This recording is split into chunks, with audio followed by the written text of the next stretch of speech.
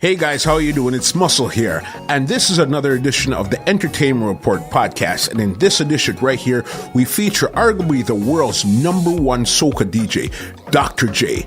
Dr. J came into the building. He was happy to be here. He came with an open mind. He spoke about everything you could think about under the sun. He spoke about the building of KOS. He spoke about his triumphs, his defeats, what it takes to get to his level in a business, maintain it. Even if you didn't know what you're doing, some lucky breaks. But this podcast, he definitely put on for the city. He put on for the industry. He put on for soca. Dr. J, he definitely gave the people what they wanted. And I want you guys to enjoy this. This was almost 2 hours. Jay said, I'll give you an hour, but we're able to get it to 2 because it was an amazing, amazing podcast. So buckle up your seats, get your listening ear in gear, and here you go. This is Dr. J on the Entertainment Report podcast. Enjoy. This podcast is brought to you by www.twolinedmusichut.com. Hi, this is Muscle for Two Lined Music Hut, and this is another edition of Entertainment Report podcast. And this week we have a very special guest in the building. I asked you guys a couple of weeks ago on Instagram, who do you want to see on the podcast? You guys voted. I made some calls. He agreed, and he's here. You know who we have in the building? We have Dr. J in the building. Aye. How are you feeling, King? I'm excellent. Yourself? Nice, man. Nice. I'm good. All right. It's that catchphrase. Anywhere you hear it, it's you know who it is right away. Well, that is what makes an effective catchphrase, right? You know what I mean? You understand sonic branding from a long time ago. Before. You probably didn't even know what sonic branding was at that time there. Yeah, definitely. It wasn't, I didn't have a name for it, but I knew I needed something that people would associate with me. And, you know, as you said, when people hear it, they know it's you. Yeah. But yeah, you're right. We didn't have an actual terminology for it. We didn't know what it was called. Nah. Yeah. Not at all. All right. And how did you even come up with that? That in particular? You know what it was? I think, I remember when I first got onto commercial radio, you know, talking to my parents about it and so on. And they kind of showed me a form like, you know, you're going to need something. You need something to really captivate the people and let everybody know, all right, this is you. Welcome. And, you know, it's just one of those things that as Caribbean people, you know, something you say around the home, like, yeah, look at that day, you know what I mean? And it just kind of came. It was natural and it worked. And I think that's... Because sometimes you try to force a catchphrase and it doesn't stick. No. So it has to be natural. Yeah. And it just so happened that it worked. And here we are, you know? No, I remember I did a couple of radio ads and you were on the bill and I had to find that vocal sample. I said, I won't feel good putting out this ad if I don't have that sample. You know what I mean? Yeah, man. Aye. That's the thing stuff. Yeah, man. All right, let's go back even a bit because a lot of people right now today don't know that you started off as DJ Bravestar. Yeah. I know, it's one of those things where, like, you know, I don't hide it, but at the same time, it's one of those like trivia questions. It's like, you know, those who know. Those who don't, well, you know what I mean? You're young and it's cool. Yeah. You know what I mean? We move on. But yeah, definitely way back. You know, I don't even remember why I came up with that name. Yeah. I mean, obviously we remember the cartoon and so on, but I don't remember what the connection was. I remember looking for a lunch pail with Brave Stars and all them kind of things, you know? But, it was just, there's a whole cycle that you go through. And, you know, I was listening to some of your other podcasts and it's interesting when you realize the background of some of the people. Sure. You know what I mean? 100%. Like, let's listen to Rock the House and similar kind of thing. Like, you know, I've known him for years and there's some of the things that he said that I was like, oh shoot, I didn't realize that. You know what I mean? So yeah, definitely. It was one of those, gimmicky names, you know, and I did it. We rocked with it. And as we were talking about when things just happen naturally, organically, the soca, it just kind of took over. It was something growing up I kind of rebelled against because my family was heavy into it. Of course. And I wasn't feeling it at a certain point, and I got more into the hip hop, and then that side of my life, that culture just kind of pulled me in. I pulled you right back in. And this is where we are. Yeah. You know, I never could have predicted it. Yeah. Because as Bravestar, it was more hip hop and reggae you were playing? Yes, definitely. Okay. And how long was that part of your DJ career?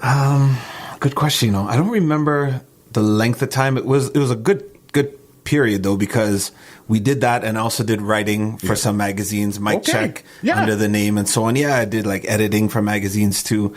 English was always a strong point for me in school and stuff. Writing skills. Yeah. And I feel like it was probably, let me think, 10 years maybe. It was a good period though. I don't remember exactly, but we had like DJ Cruise, Dog Squad was one of them. Didn't know that. Where the DOG stood for defining our generation, because we always thought you had to put a positive spin.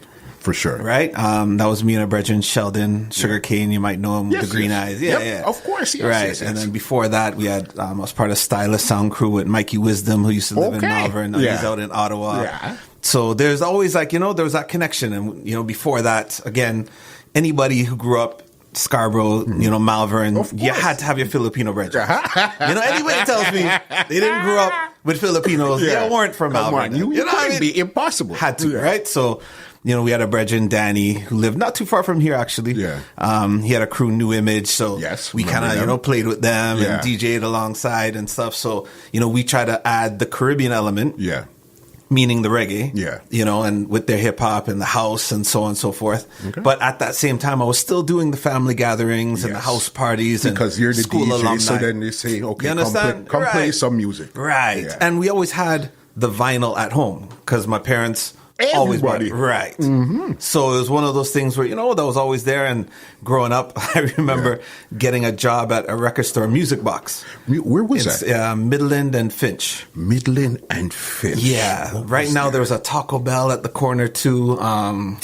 Right now, it's a whole set of Chinese. You know what? I know what you're talking. If you were going west on Finch, right, it's on your right hand side. Exactly. Yes, in the corner. I know exactly where. Okay. Right. Yeah. So, like Lindo P and I made jokes the other day when he was like, "Yo, Jay, I remember coming in there." And I'm like, "Yeah, you got a travel fox suit on thing, you know what I mean?" But yeah, so I remember getting a job there just to get some of the vinyl cheaper for the family. You know what I mean? So did that, and then I got a job at Network Records, which was by Vic Park. Yes, and Finch. Right, exactly. Of course. Right in Chester Lee. Yes. Big up Mary Elson She's definitely a veteran and pioneer with that. So I worked with her for a long time too. Okay.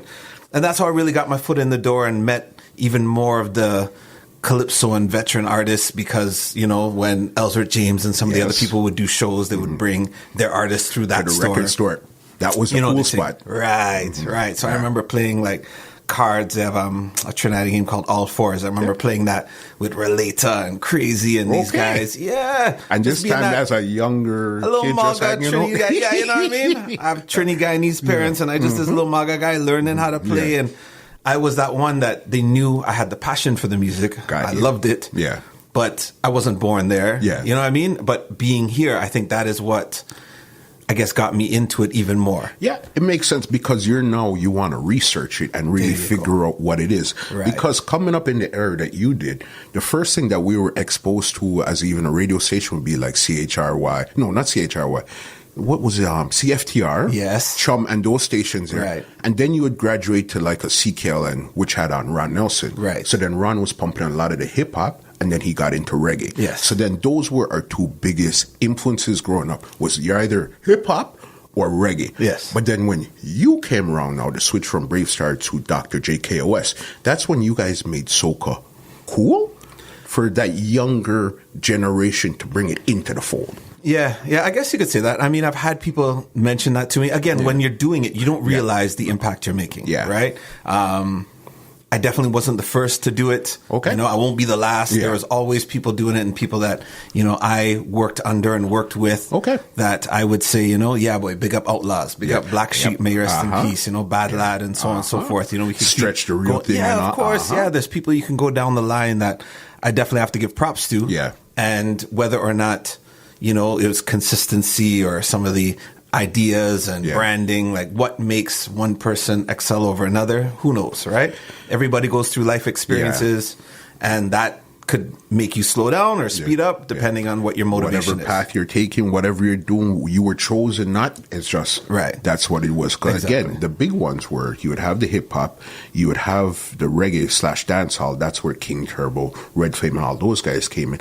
But then soca wasn't even soca at that time. We knew it more as calypso. Right. You know what I mean? And calypso is something your parents listened to. Us as the younger kids, we're not trying to listen to that. Right. We're trying to be in a basement party bubbling on somebody's daughter. Right. You know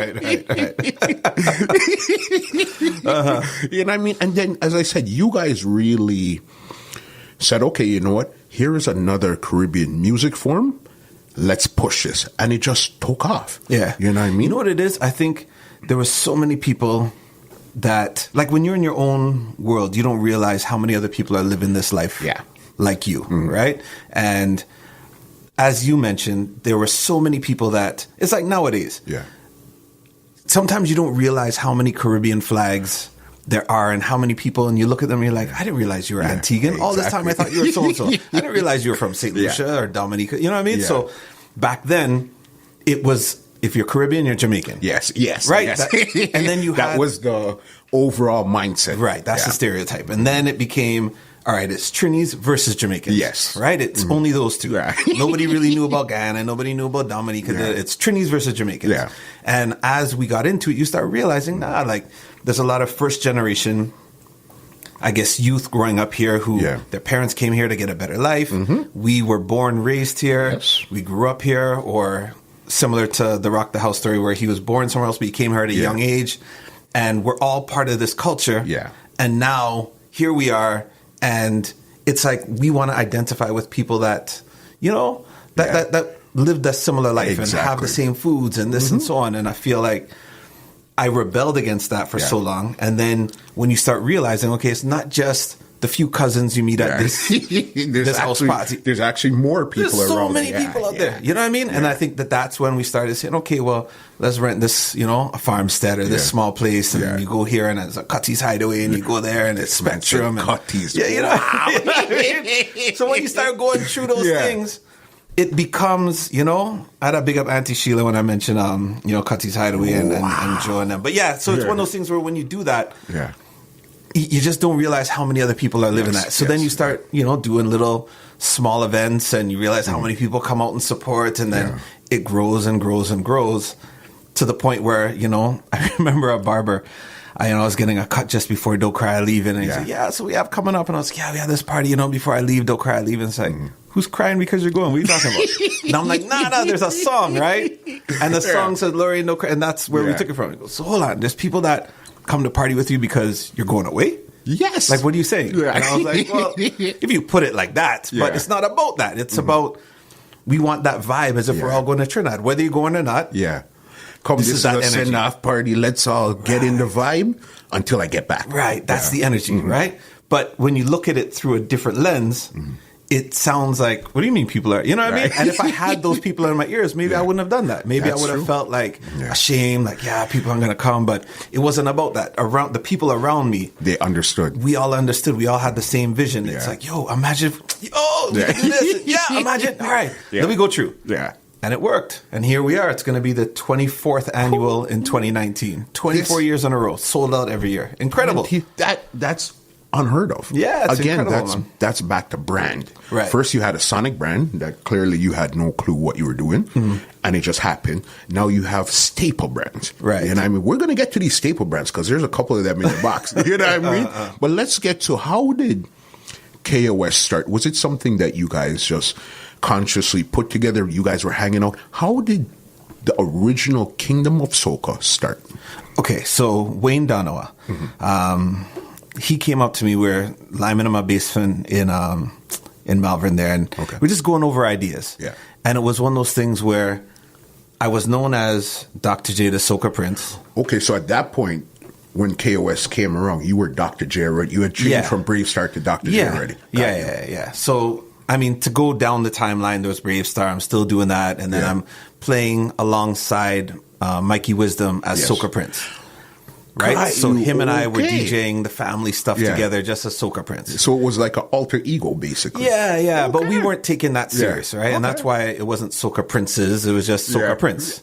You know, so it's like, hey, you had any young guys bring them Soca Prince. And at the time, I remember asking Mikey, like, why would we pick that name, right? Like, there's two of us. And he was like, well, if you look at Bad Lad, there's two of them. And it's just one name. It's a singular so if we ever, as an entity. Right. So you could DJ one place, I could DJ another. I'm like, all right, whatever, cool, right? So when we kind of had a little snag in our friendship. And it was something where I was like, all right, forget that. And I went through, you know, a couple months of Kaiso King. I tried to come up with all kind of different names. Okay. Yeah, it lasted like one event. Yeah. It wasn't nothing serious. This was like way back. And then, it was, I think Ian Wilshire, a promoter up here. He came up, he's done Insomnia, Glow, and all these big events. He was like, you know, you could play R&B and hip hop. Yeah. You could play soca, yes, but you shouldn't just brand it solely as soca because you could play other stuff. Yeah. And there's people who would like you to play other stuff. Yeah. So he came up, like, he gave me a few choices, and one of them was Dr. J, spelled J-A-Y. And, you know, I was kind of like, yeah. Because, again, we're from that era. Yeah. I know Julius Irving. Right? Not personally, but, you know what I mean? I know he's the name. Doctor. That's the doctor. J. Yeah. But it's like, okay, I get why we put the A-Y then. Yeah. All right, we'll run with it.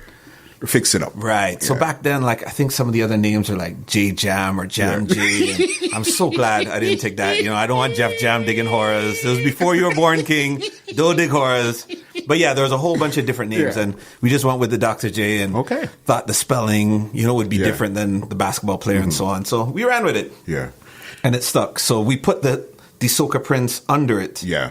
You know, and it was actually Wayne who designed my original logo. Yeah. Was because the people that were in the family gathering circuit and knew me as Soca Prince. Yeah. Because I went through Soca Prince to King Kaiso, and then now I'm going to do this. Yeah. It's like, how many names does this kid have? Yeah. So it's like, all right, it's Dr. J, the Soca Prince. So you remember you would see big Dr. J, but Soca Prince, little under. So then you wouldn't really be confused. You'll know it's the same person as you look at it, the logo. So a slight rebrand, but you remember him. And then Mikey couldn't dig horrors. I was trying to teeth the name Soca Prince. You know what I mean? Like it was all that was going on at the time. So we kind of did that to separate everything. So Wayne designed the logo. So as we're talking over everything, and it was like, you know what? We need to have some kind of a promotion group. And, you know, as a prince, you must have a kingdom. Yeah. Right? So we went through, again, a whole bunch of different names, and we came up with Kingdom of Soca. Yeah. KOS for short.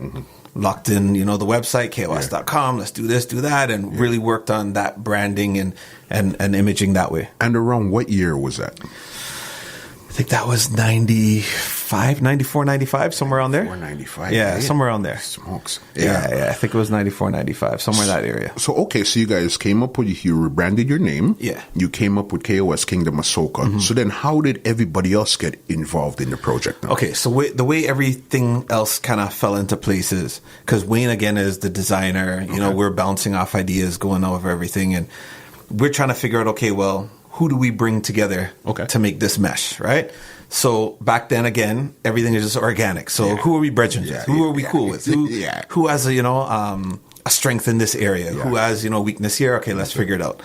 So it was Earl, brethren E-Man. We're like, all right, he could work as a manager. He's good voice. We could work that out. This one here, Everett, may he rest in peace. He was like, almost, not security, but like he could be at the front, handle things, make sure everything is safe, all that kind of stuff.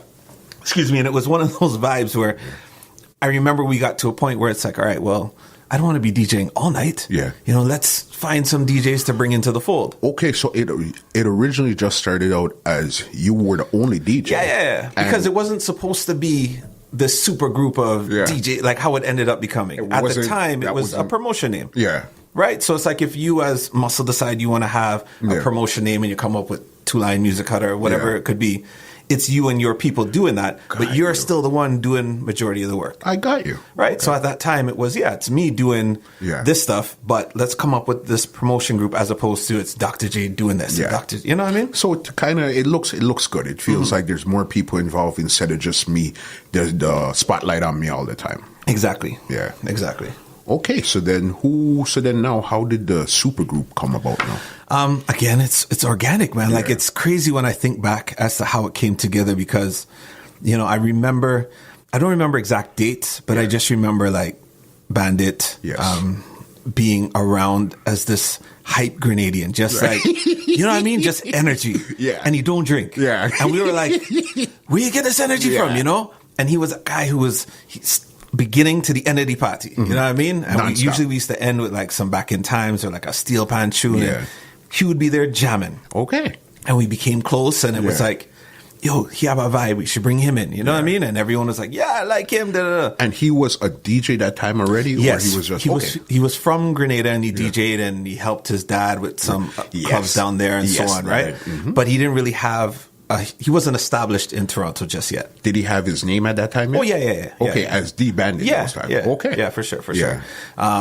And then within KOS, when we brought everybody in, it was like we tried to take it to that next level. Because even when I had, you know, as I told you before, Dog Squad and Defining Our Generation, we tried to be positive. Yeah. We wouldn't play like certain songs that were demeaning or like that was our vision, right? So at KOS, the vision was, all right, if we're bringing this together, everybody has to have a royal name. Yeah. You know, the same way I'm Dr. J, but is the Soca Prince? Yeah. You got to have a different name. So, for example, Wayne, he always had the little instrument where, you know, how they have the rhythm section? He had the little... So you call them Sir Scratcher. Right? Right? E-Man was the Duke of Earl. Yes. Right? So everybody had to have something. So, for example, the Bandit, we're like, all right, who's the bandit to the kingdom? All right, Robin Hood. Right? He's the guy that would tea from this to go to that. Right? I remember it. Right. So we created a logo that would have, you know, Robin Hood, the Bandit, and so on. And then we brought in Paul, otherwise known as Court Jester at the time. Now he's just Jester. And so all along the way, everybody had to have something. And we had some other guys who helped us with promotion. Yes. Because, again, it's organic. It's all who we're cool with, who we're brethren with. And, you know, everybody just had a name. So Troy was Sir Phillips. Yeah. This one was Dark Knight. You know what I mean? DK. And so we just brought everybody in and just had that vibe. Everett, who I mentioned before, may rest in peace, was Friar Tuck. You know, as again, because back in those days, Friar Tuck was a stocky. And that was Everett, right? Yeah. So it was always that kind of a vibe that we tried to pursue within KOS. Yeah. And that's big there. Even the fact that you registered a website and all of those stuff back then. This is early 90s. Yeah. Nobody's thinking of a website. People are barely thinking of a website nowadays. Right. Back then. Right. So the fact that you thought about, and I know you guys even had KOS radio back then too. Yes. You know what I mean? Yeah. Big up Adisa. Yeah. You know what I mean? And that was the early part, or that came later on down? That came after, because again, he's Earl's younger brother. Yes. So again, organic. He's all part of the crew, and you see him around. He grew up in Malvern, so it was one of those things where as he's hanging around, it's like, yo, I mess with this, I do this, sound, audio. We're like, all right. And then he had this vision. Okay. And stuff that you see people doing now, like he was so ahead of his time. Listen, I know him personally. Stuff he was trying to get me to do 10 years ago, and I couldn't understand, is what I'm doing now, 10 years later. I couldn't understand where his mind was. You know what I mean? Nah, he was definitely ahead of his time, man. So it was one of those vibes where, you know, the things he was doing with KOS radio and internet radio, and that's somebody you should really sit down and talk to as well, because what he was doing and having the MSN, you know, messenger window and the video, and like people were logging on all over the world, and at that time, and just ahead of the game, man. And then we ended up bringing in other DJs and doing this, and as you said, sometimes I didn't even understand where we're supposed to be. It's just we're enjoying it, we're trying stuff, tasting it, liking it. Okay, this is working, this isn't working, and then hey, this is where we end up. Right, exactly. You know what I mean? So for me, where I am now, how I'm really thinking on a bigger picture, a bigger scale. Back then, I'm just studying this small thing here. So I didn't even take that on to the point that I should have. You know what I mean? I was just like, nah, you're happy to be here, happy to play some music, happy to have some people come out, put some dollars in my pocket and go home. Hey, let's do it again next weekend. Yeah, exactly. I wasn't studying it as I should have, because just like you, took that advice, look how far we would have been now. Yeah. But it's something where this is why you're still top tier at your game, because you took those experiences from back then to right now. So, okay, you know what? I didn't understand what it was back then. It didn't even have a name back then, but I understand the terminology now. That's why you could take all those experiences, and here you are today. All right. And how long did KOS radio last for? See, again, I don't remember, man. Like when it comes to dates and years, that's not really your it's not my thing, but I know it was a good portion, man, because we went through, you know, a lot of DJs. So like the way I'm remembering it in my mind is like, all right, we brought in, you know, Marksman and Dez. They had a show and Renegade Squad and, you know, Soca Monarch. So in my mind, I'm just thinking like the timeline. Okay, how long ago did this start and when did it end? You know what I mean? But I don't recall exactly the length of time. But it was a good portion, man. And we did it, you know, in clubs. So we took over. Yeah, man. We really took it to that next back then and stuff like that. You know what I mean? But it was all online. You know what I mean? And it was just incredible, the vibe. If we took that serious, who knows what it could be now. That's crazy. But you see what it is. It's, if you didn't set out to manage a group of people, to manage a group of people with 30 different ways of thinking, it's very hard. Very hard. Very hard. I totally agree. And I think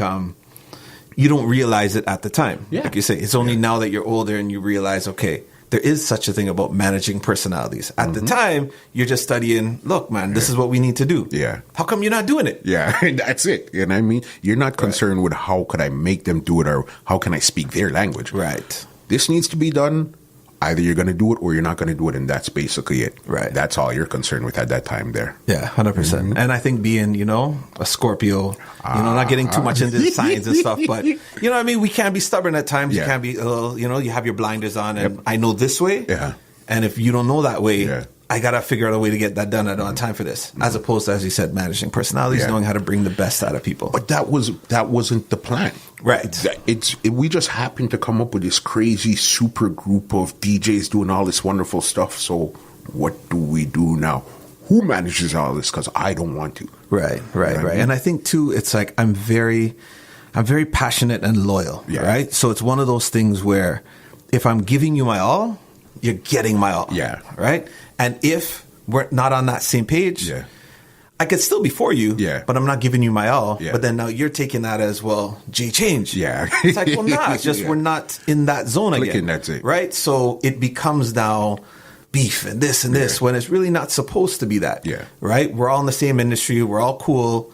But I know that I went through those periods in my life where I didn't understand that we could still be... because in business, this, right? There's a lot of people you could work with that you may not like, you may not be close with. They're the best person for the job. You handle that. Yeah. But I think for me at that time, because of the way KOS came together and it was so organic, I felt like we all have to be a family. Yeah. This is how it is. But even in family, sometimes you don't talk to this cousin. Sometimes you and your brother or sister argue, but they're still your brother or sister and you're still cool after.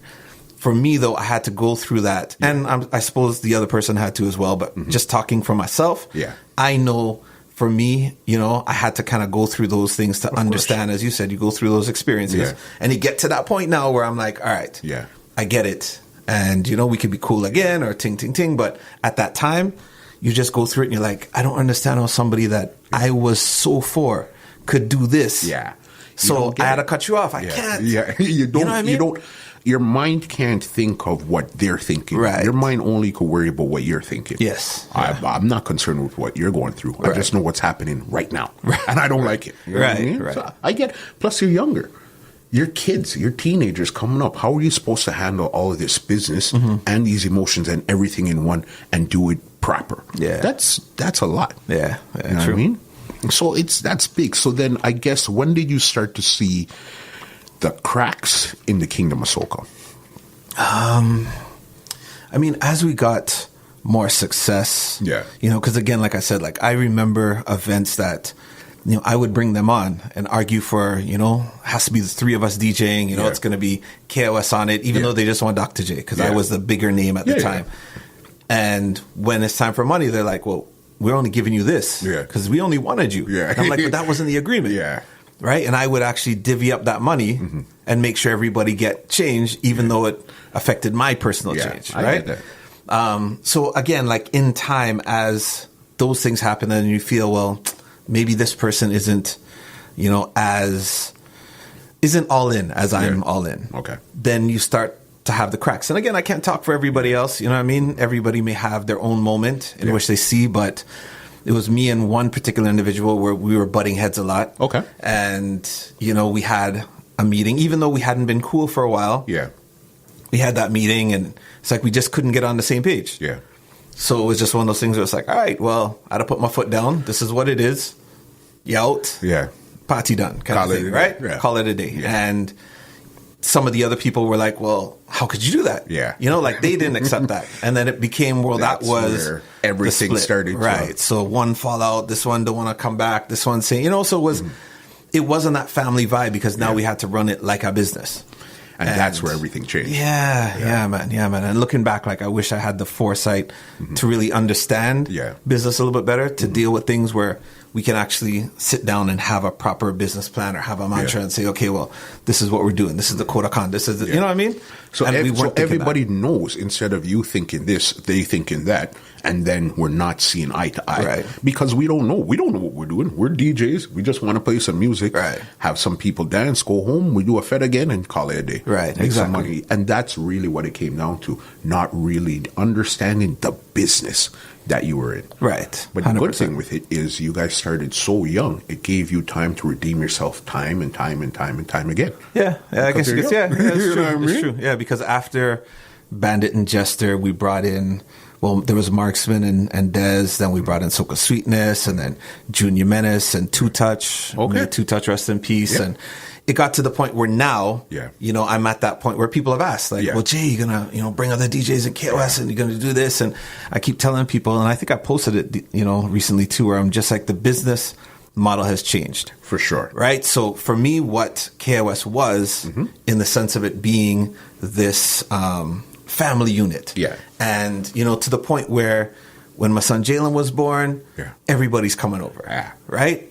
We're actually friends on that level. It's a vibe. It's a vibe. Yeah. But now, the people who I would pull in, you know, they look up to me as their dad as opposed to their brother. You understand what I'm saying? Like, and it's a different relationship. Completely different. Dynamics. And I can't fault them for that. Right? I can't fault them for that. Like, I just DJ'd for a young DJ the other day, and his mom, you know, came to me and was like, oh, you don't know how he made my son's day. Like, I'm not going to put him on blast and call his name, but she was just like, you know, he looks up to you so much and thank you so much. And I tell everybody you could be a stepdad. And in my mind, I'm thinking, well, we're supposed to be cool. Where it's not a dad, son. Because I don't see myself. Right. Because I wasn't seeing myself on that level. Right. But when she broke it down, then I had to take a step back and realize, oh, okay.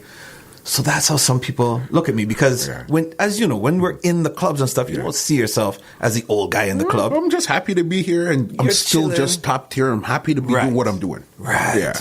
You know, but some of the other people are looking at you like that. It's like, yo, that's Dr. J. Right. That's KOS. Right. I grew up listening to him. I used to go by his shop all the time. I remember when it was here, all that stuff. But I'm just me doing me.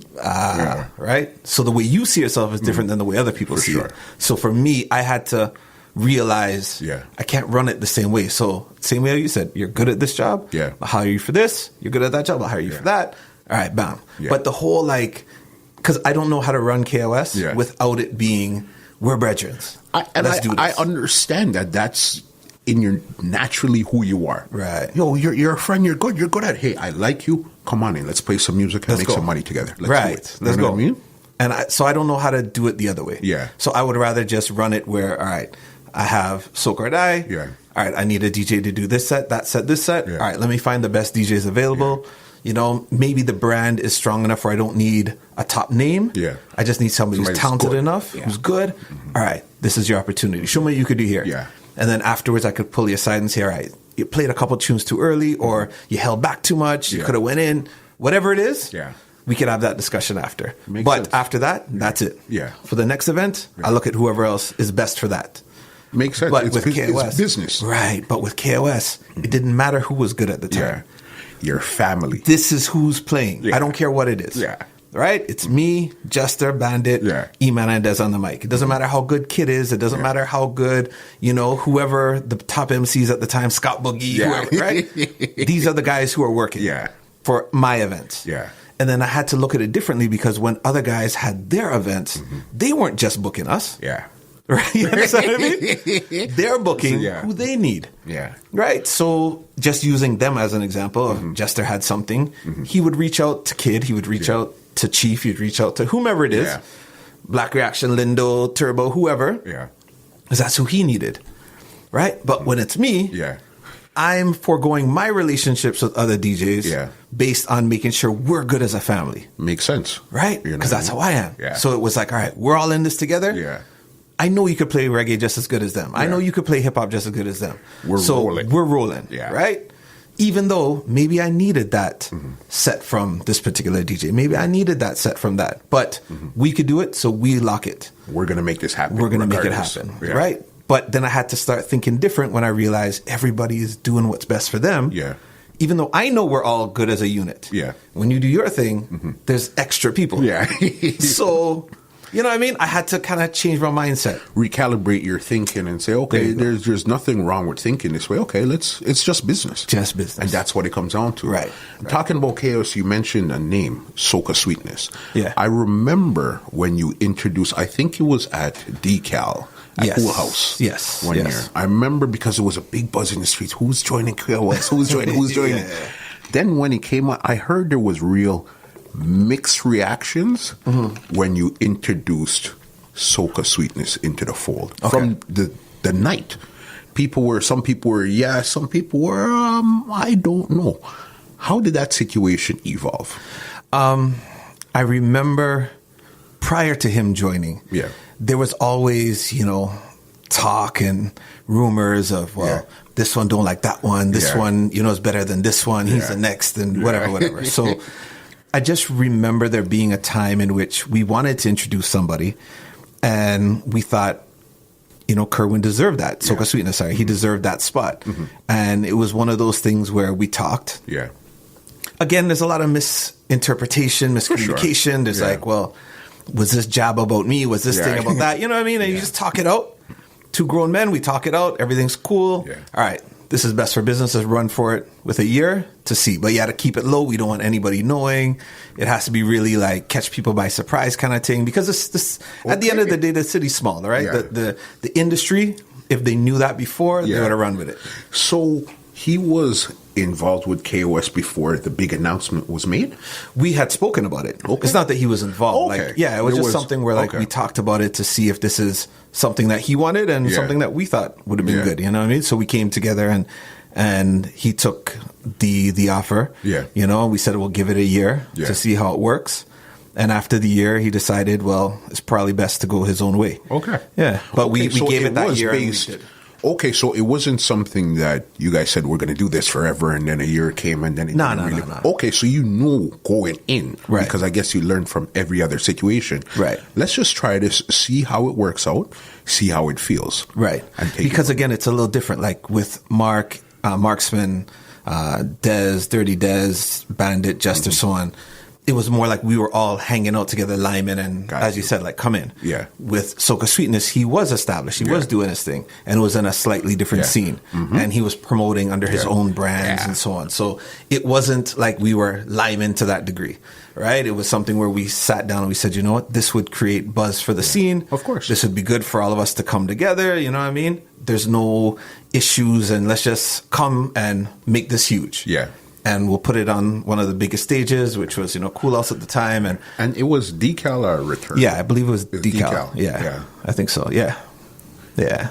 That's big, because you see what it is. Trying to get two powerhouses in one place is really hard, because he was out there doing his thing. But as you said, it was a different scene. He had probably the younger crowd. Yeah. I mean, it's all relative, right? Like I think... there's people now who DJs you could look at and say, well, they have a younger following. And it's true, but they'll still have some older people. In order to get a certain amount of numbers, you have to have both. Of course, right? You need a mix. Right. Yeah. So I would never say that he only had the younger people. Yeah. He had to have a mix. Mm-hmm. But you're right. Like a lot of people looked at him as, all right. So I'm sure on his side, he probably had people say, well, you don't need KOS. Yeah. You could do this on your own. For sure. You know you're going to have people in years 100. Right. Just like I'm pretty sure people came to you, why you're bringing them in.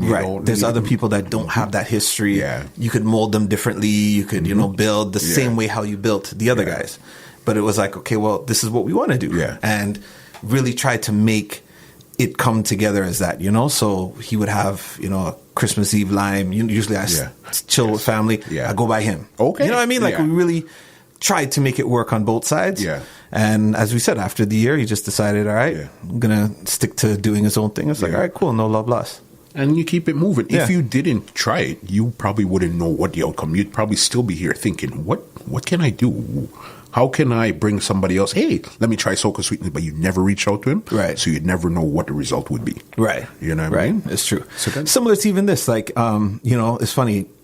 I've seen so many other podcasts and nobody's actually asked and been like, well, Jay, you know? And then I've had other people that are like, well, Jay, how come you haven't done this podcast? How come you haven't done that? Yeah. It's like, well, they just haven't asked, right? But at the same time, I know in my mind this is something that I wanted to do since, as we were talking about Adisa, I'd been talking about doing certain things. Yeah. And you see the rise of podcasts overall. I'm like, I need to do that because, that's the next step. Bringing out the personality. It's not just playing music right now. I got to do that side of it. They want to know who is this person behind the laptop. Right. Yeah. It's funny. Just maybe a week ago, I was at Drupati's in Scarborough. And a fella who works at Malvern Rec Center. Yeah. He stopped me and he was like, Jay, you ever told anybody about your story? Like, you ever gone into that? And I was like, well, it's funny you mentioned it. Like, somebody just called me for a podcast. You know what I mean? And he's like, no, serious, Jay. Like, there's so many young people out there that, he told me where it works and so on. He's like, that just don't know the way in. Yeah. If there was somebody like yourself who could tell people, this is how I came from this to this and grew up in this, because he knew, I guess, that I grew up in Malvern and so on. And he's like, you would be surprised as to how many people you could touch. Yeah. If you just thought about mentoring people and so on. And I'm like, I never thought about that. Yeah. Because again, we're in our own world. You're just doing your own thing. Yeah, I have 2 sons I'm dealing with. I have a niece. So in my mind, I'm like, all right, I'm trying to get this right. Yeah. And you don't realize how many other people. But sometimes you just got to ask. Yeah. You just got to make that step. Right? And if you didn't ask, if it was like, well, people voted, but Jay won't do this. Right? You know what I mean? Nah, he's going to look at this as like, I only do, these type of podcasts. I don't really, I don't know. But same way you ask Gary Vee. You just step up. You know what I mean? I saw that too. You think I don't pay attention? So not trying to put myself in that Gary Vee level, the fact it's just asking. Yeah. A lot of people saying no for the other guy, which is, you know what, I don't think I could get Jay on, so I'm not even going to ask. Right. Well, I don't think I could get this person on, so I'm not even going to ask. If you never ask, you never know. 100%. I might ask you now and you say, okay, listen, just like even with this, when I talked to you, you said, okay, you liked it. You said, okay, give me some time. We'll figure out a date. We figured it out and we made it happen. Very professional. You know what I mean? That's what I like. No static, no nothing. 100%. I mean, you never know until you ask. Yeah. And that's what really people, I think, a lot of people think because you're the big man, that you're standoffish, that they can't approach you. Yeah. And it's like, a lot of times, it's like, what are you talking about? I'm right here. Just give me a call, give me a ding. But you don't want nobody wasting your time. There you go. That's the difference. You know what I mean? Yeah. There you go. And it's funny you said that, because like I've had people that after you align with them a little bit, somebody will be like, I never knew you were so cool. And I'm like, well, what do you ask? Like, how do you think I was going to be? You know what I mean? I just going to yell, I randomly to people on the street? Is that what you think it is? No, you know what I mean? Yeah. Like, come on. But I get it, right? And to me, it's as you said, like, I don't mind coming across as standoffish, because I don't want to be taken as a pappy show either. You know what I mean? 100%. Don't waste my time. You know, like, it's still professional. I still know my value. I still know my worth. 100%. And it took a while to get to that point too. Yeah. Right? It took a minute till I realized and I understood what we bring to these club owners, what we bring to these, people that own the boat rides. Yeah. And you have to leverage that. That's what business is all about. But you don't realize that at the time. You're just give. And you're like, oh, I'm just so happy to be here. To be here. You get it. You understand, because you've been in the game for so long. You get it. Yeah. You know what I mean? Yeah. It's a dance. Mm-hmm. You know what I mean? That you got to dance and understand, okay, leverage. I might have the leverage today. You have the leverage tomorrow. But you just got to know how to use it. Yeah. And that's what it comes down to. 100%. Before we even get into what's going on now, I want to touch on your parents. Okay. Because I know your parents, they're big in their business in their own way also. Mm-hmm. Explain to the listeners about your parents and how they brought you into the fold, into entertainment. Okay. Well, as I mentioned earlier, mom's Guyanese, dad is Trinidadian. Mm-hmm. Dad has been a singer for years, drummer. My uncle is a singer with the Trade Winds out of the Caribbean. Yeah. Didn't know that. My dad's brother. Yeah. So it's one of those things where I've always been around music, right? Yeah. Anybody that has been to my home or has been around, they don't even realize my mom's Guyanese. Okay. Like the way she cooks and so on and so forth. Like, there's people who I remember like vividly in family gatherings where it would be an argument. Yeah. And, because she doesn't hide it. Yeah. But everybody just assumes, because my dad is this proud Trini and that's the music playing, right? I didn't grow up with the Indo, like too much chutney and stuff. I didn't grow up with that. It was like Kitchener, Sparrow, Baron, Scrunta, all that. Crazy and all crazy, right? So growing up, I remember like mom making a, Sunday dinner, the macaroni pie, stewed chicken, callaloo, all that kind of stuff. And boy, this thing tasting good. You make this, Sawa, you make this and they go Martin with this. Where you from there? You know, and it becomes, I'm from Ghana. Yeah. You lie, you kill me. No guy needs to cook like this. You know what I mean?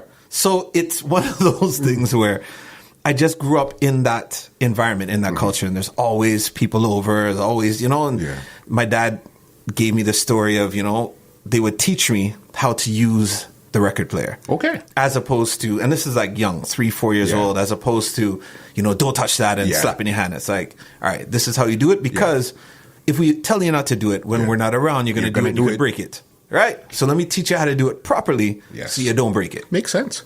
And back then, you know, the records were, I don't know if you remember the one that had, you could put 2 or 3 records on top. Of course. It was a long. It was long. Yes, and you had the arm you could put on top, right? All them things. Yeah. So I remembered, like, these were the songs that they used to pick. Yeah. These are the albums. Sorry, not the songs. So at that time, it wasn't so much about the individual song. Album. It's the album. I just remember the cover. Yeah. And it would be this, and I'd pick them up, put them. Yeah. So people would come over, line downstairs, and you just hear music. Yeah. And I remember, you know, somebody asking, who playing that? Yeah. Like, we all here. Yeah. It's just somebody playing music over there, you know? They're like, what? How? Right. And I'm just there, and that's how I got my enjoyment, is seeing other people react to what you're doing, how I'm playing and what I'm, you know what I mean? So that stuck with me, where technically I know I'm not the greatest DJ. I'm not going to scratch out somebody else. I don't know all the transform thing. That's not your thing. That's not my lane, right? I'm going to play the right song at the right time. That's your lane. That's my lane, right? And that's a gift. Yeah. That takes know-how. That takes intuition. Right. And I mean, because I grew up, you know, my parents telling me that, like, you could play the biggest song at the wrong time, it's going to get the bad reaction. Yeah. So you have to know what to play when. So I know if you put me to play earlier, I'll play the best early set you've ever heard. Yeah. In the middle, the end, whatever. Right? I'm going to do what I have to do to make the party a success.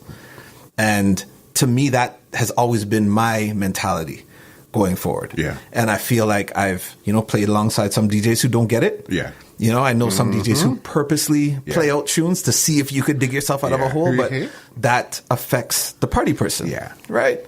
So to me, that was always my vision, is like, I want to play a song that can make you dance or have you hold your head and say, ooh, you hear that? That was my thing. Whether it's soca, reggae, whatever it is, I want to play the right song at the right time. And that was coming from your parents. They really gave you that opportunity. Yeah. So it wasn't something like, don't get me wrong, I don't think any parent willingly pushes their child to be a DJ, especially in our era. Yeah, right? For sure. In our era, it wasn't like, doctor, lawyer, accounting. Yes. Or you're a failure. You understand? You exactly. know what I mean? So, you know, it's one of those things where they sent me to, you know, an all-boys school because the principal in my elementary school told my mom, you know, 90% of the kids that come out of the school become doctors or lawyers. So you got to send them there. Well, now you have Dr. J. So, you know what I mean? You get a doctor. You get the doctor. You wanted the doctor. Here I am. Take a doctor. You know what I mean? So we laugh about that, but it's true. Like back then, that was the mentality. Yeah. But they didn't, because it kept me out of trouble. You know what I mean? You're playing music, you're with friends, they knew where I was. So even if I'm not coming home until 2, 3, you know who I'm with. You know where I am. Yep. And that kind of vibe. And I feel like, you know, thinking back, and I'm like, because I have, you know, a grown son now, and I'm like, how would I feel if, you know, at 17, 18, he wasn't coming home until, I don't know. Yeah, it's a different vibe. But you realize you have to let go. You have to let them do their thing. Right. You know what I mean? That's where you get, wow, no, that's amazing that your parents embrace certain things. They're pushing you over here to do, as you said, doctor stuff, but they still encourage the music also. Yes. So then that gave you a good balance of academics, because you said you like English. So clearly you respect academics and entertainment, which is music. You know what I mean? Yeah. Because I know you do Big People Fest with your mom. Was she a promoter from back then, or you basically, that was your gift to your mom? Say, come, let's do this together. Yeah, basically. And it was something where, I mean, they do a lot of the legwork, you know what I mean? So they've always been there beside me, both parents, you know, pushing me and helping out. And the amount of people that purchase the tickets from my mom, and you know, and it's that group. Yeah. So it's not like people that I know that I could just send them you could never online or send them to your shop or this shop, that shop, whatever. They know. Yeah. That just hold me, you know what I mean? 25 tickets. I come in. We're coming. Yeah. And you're good. And it works. Right. So it was a vibe where, you know, when I reached out to her and said, okay, well, come, let's put this together. It wasn't, I don't know. It was just, again, it was organic, man. It was like, I was just doing it and I was doing it on my own. And it was like, but it's both of, you know what I mean? Yeah. It's us hustling and you're carrying just as much. So whether or not I'm doing the majority or you're doing the majority, let's just come and make this work. Yeah. And that's how that ended up happening. Yeah. That's amazing. Yeah. Thanks, man. When was the last time somebody, anybody that could do something with their parent and they're proud about it? Right. You know what I mean? Yeah. My mom's doing it and I'm proud. Yeah. And it's one of my biggest things. Yeah. You know what I mean? 100%. Man. That's amazing right there. Yeah. So let's talk about some of your staple events that you have under the brand Dr. J. Okay. So we know there's Soca DJ. Yes. There's Decal, Don't Cry, I'm Leaving. Return Fet. Big People Fet that we just mentioned. Yeah. One that I just seen come up not too long ago would be Walk You. Yes. Yeah, that came into the fold. What other ones do you have? The Clinic. Walk You is more Junior Menace, but I help him with that. But the Clinic, those I would say are the main ones. We do Rejuvenate. Yes. On the Carnival Friday now. I'm trying to think what else. Rejuvenate, Big People. I know you're doing something with Skinny. I think it's this Black weekend. Rave. Black Rave, yeah. But that was his brand, and he wanted to come into this territory, so we're just kind of working together. But that's really his event. And I would say those are the main ones. The Clinic was something that came about maybe the last 3-4 years, maybe 5 max. But it was always, again, people look at me and they're like, "All right, Jay, I know you're going to do a Soca event." Yeah. Right, so at the bigger events, whether it's Decal, Return, because those are based around Trinidad Carnival, and then we have we've done Soca Launch, which is like launching the new music for the carnivals. I've done Soca on Ice, which is the ice skating party by Harbourfront. Right, amazing. Right, so that happens once a year. Yeah, it's always the biggest numbers they do and so on. But with the Clinic, it was something because with all these other events, they're Soca based. Yeah, but we will always get somebody from different islands like, just give us a little break. Could I hear a little reggae? Because I hear this. Could I hear that? Right? And it's funny that I'm bringing this up because there was somebody who put up a tweet recently where they're like, make Fets great again. Yeah. Right? And their perspective was, I just want to go, if I'm supposed to hear Soca, I just want to hear Soca all night. Got you. Right? And in their vibe, it's like, well, this is how it used to be. Yeah. And I'm like, well, not really. Like, I think when a lot of people think of what it was when they didn't live it, they have this kind of utopian sense of how an event was. Yeah, and it didn't really go that way. Right. But in their mind, this is how it had to be. Yeah. This is how I grew up. This is how I felt this was. And now that I'm here, it's not the same. Yeah. Why can't I have it like this? Yeah. Right? And as I said, like that's how I even got the whole Dr. J name, is because I didn't only play soca. Yeah. You could play everything else, and it was good. Yeah. And that's why some people would come out, because they want to hear a little R&B. They want to hear a little reggae in the mix. Yep. Right? Not saying it's majority of their music, but they want to hear it. You live every day, you want to hear some of this, some of that. Right, a little touch, right? So I realized I was starting to get flack from people because the generation coming up, they wanted to hear majority, if not all soca. Got you. Right? Yeah. As somebody who plays for the crowd, because I could listen to soca straight through. Yeah. Every day I listen to soca in the car. I have no problems with that, right? But when I'm playing for the crowd and I realize it look like they want to fling a shoulder, you know. You know what I mean? It looking like, you know what I mean? You get it. You could kind of see. Your job as a professional DJ, right? Is intuition and understand to read the crowd, right? Yeah. And it's the majority of the crowd. Yeah. So sometimes the minority is speaking out for the majority, but the majority of people are having fun. But it's the 10 people online who are saying, "Why are you playing Palance?" Yeah. But when you look at Palance, it's the biggest forward, and it's the one that everyone records. Yeah. Right? Yeah. But the 10 of you are like, I don't want to hear this anymore. I got you. You understand? They're the brave ones. The negative ones are the brave ones, but the positive ones are staying quiet. Right. I remember on a boat ride, this fella come to me with the same talk about Palance, and I pull him aside. I'm like, okay, it's been playing for, let's say, a minute and a half, tops, out of a 4-hour, 5-hour boat ride. Yeah. Are you really going to let 90 seconds bother you? Like, really? Yeah. If you hate the song that much, go to the washroom. Go buy your wrongs. By the time you come back, it's done. Song done. Yeah. Why are you arguing? You want to sit down on the ground? You want to fold your arms? It's like now you're just purposely making a spectacle. Making a scene. For what? Yeah. You know what I mean? Like, to me, that's not what soca's about. Mm-hmm.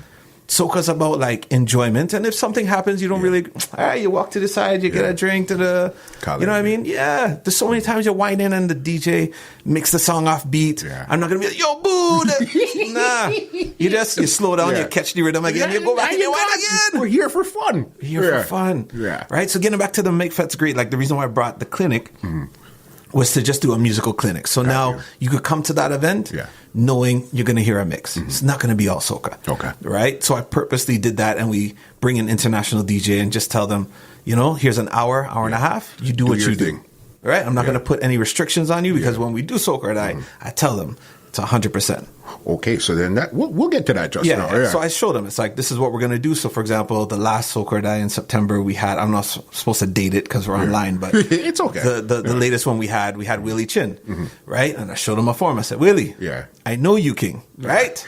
I know you come from the Black Chinese world, but are your crates deep enough to handle an hour straight? Yeah. Right? Gee, if you want dubs for an hour straight, I could do that. you know he is, right? So I'm like, all right, cool, whatever. And he went, an amazing set. Some people online are saying it was the best one they heard all night, right? Because he started out, he said, yo, from Jamaica, I'm going to give you some Jamaican soca. Man, play Soca Butterfly, and then a Tiny Whiny, all these. And this is like prime time at Cabana Outdoors, people jamming. You know what I mean? And then, yes, he played some of the flary and thing, but he had it on a soca rhythm. Yeah, so, okay, so you got away with it. Right. But maybe if I didn't have the conversation, he would have tried to squeeze a regular reggae set in the soca, and we would have got the flack. Yeah.